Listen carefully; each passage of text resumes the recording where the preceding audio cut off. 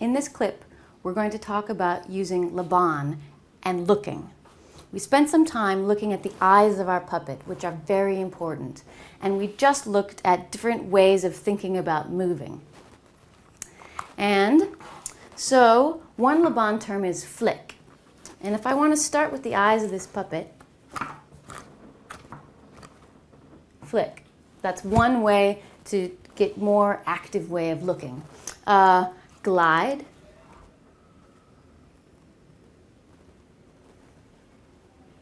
Could be a little softer, pensive way of looking. Try punch. How can I make it look with a punch?